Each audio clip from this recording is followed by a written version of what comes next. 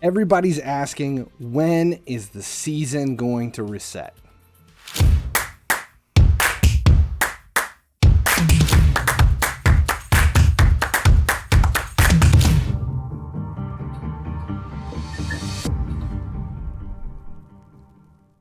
So Screen Team just released. November is just around the corner, and it's that time of year where everyone starts asking, when is the new season coming? When is the new season of FIFA Mobile going to release? EA just announced an update on this season that sheds some light on when the new season is coming, along with a bunch of other info. But first, though, make sure you subscribe here at YouTube. Turn on notifications.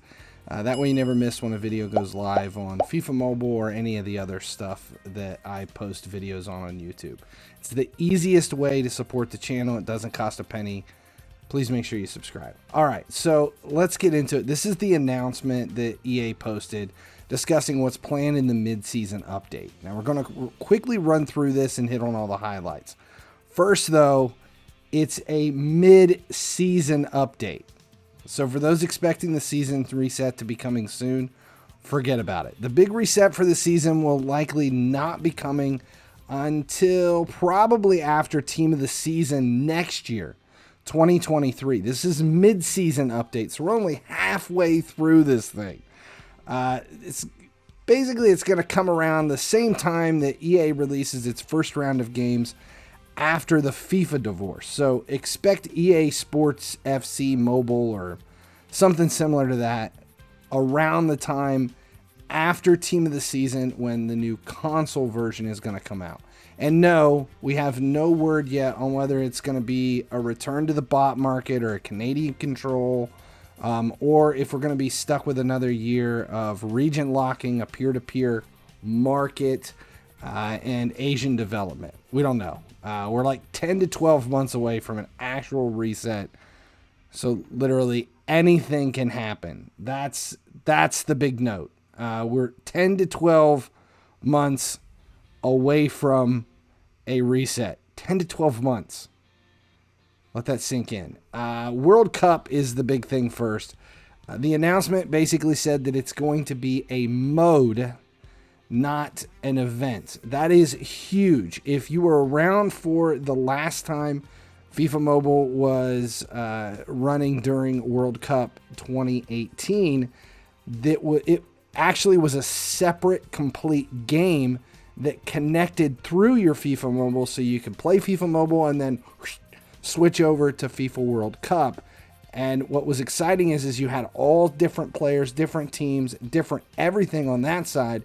And then when the World Cup was over, all of your coins migrated back to your original account. They combined it. You didn't have your World Cup players, but everything came back. So we're hoping that it's something similar to Season 2, which is what we had. And World Cup is coming in November. That is the big announcement. Gameplay.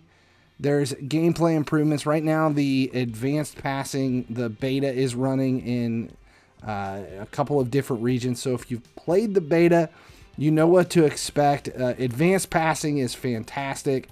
It's probably one of the best gameplay improvements I've seen maybe ever. I love ball movement, and this is giving us the ability to, it's more like console control over the ball movement rather than just dribbling and directional passing. You have multiple passing types. There's a lot of different things you can do. You can double tap. There's you have lobbed through balls. You can change the trajectory and the pace on the ball with the different settings. It's fantastic.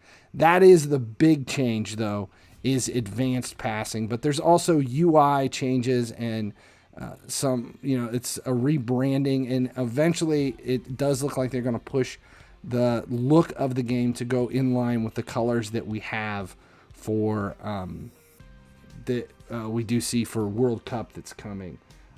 New club kits. New kits are on the way. What they're talking about is basically the 2022-2023 club kits are going to be added into the game. You'll start to see those in the matches that you're playing. There's new national team crests and kits are getting added. The other big note here is base player update. This is big, and it's going to be implemented in a very strange way for this. The roster update that they had teased about is, okay, it's basically all of the base players that in the game are going to change. It's not like we're getting added new players. What we've seen in seasons past, like if a player changes teams mid-season for winter transfers, a new version of that player will get added with the new team. This is saying that the base players are going to swap and move.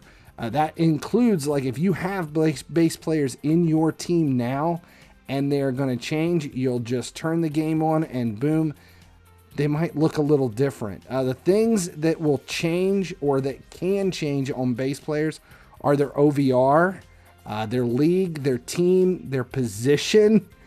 This is big. Skill boost, and then maybe stats.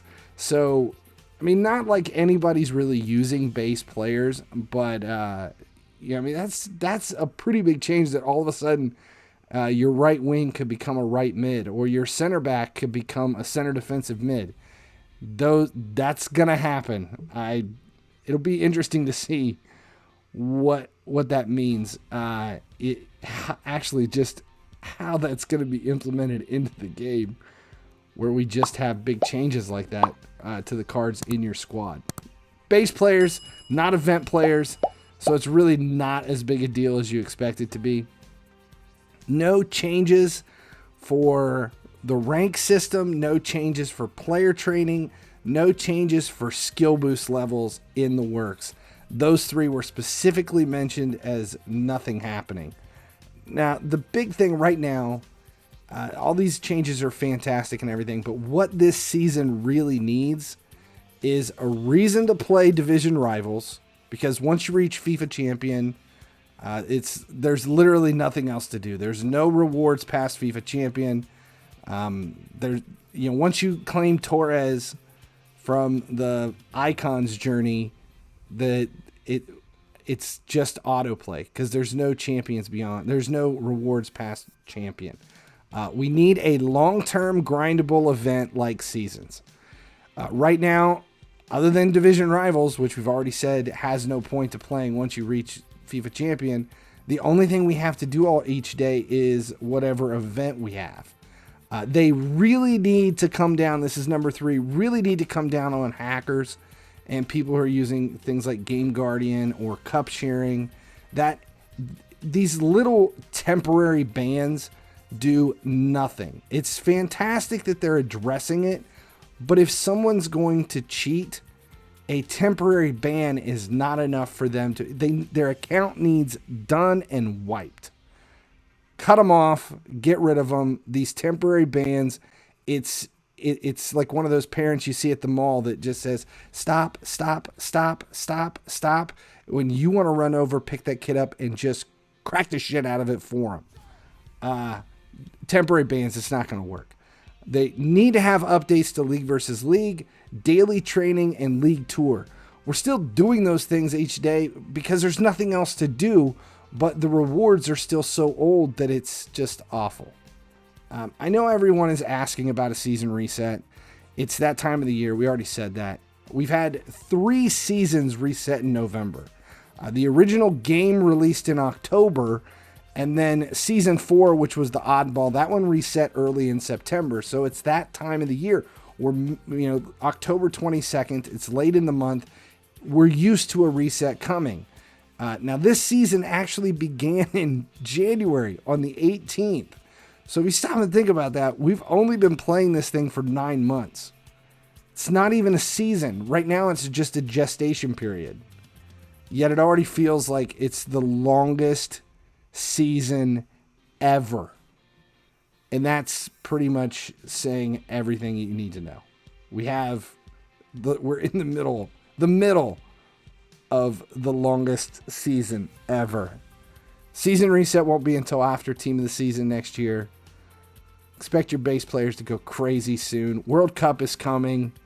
and advanced passing is on the near horizon. That's it. Thanks a lot for watching. As long as you guys keep doing that. I screwed that up. Thanks for watching. I don't know. This got me so upset I don't even remember what I'm supposed to say. Whatever. We'll just end it.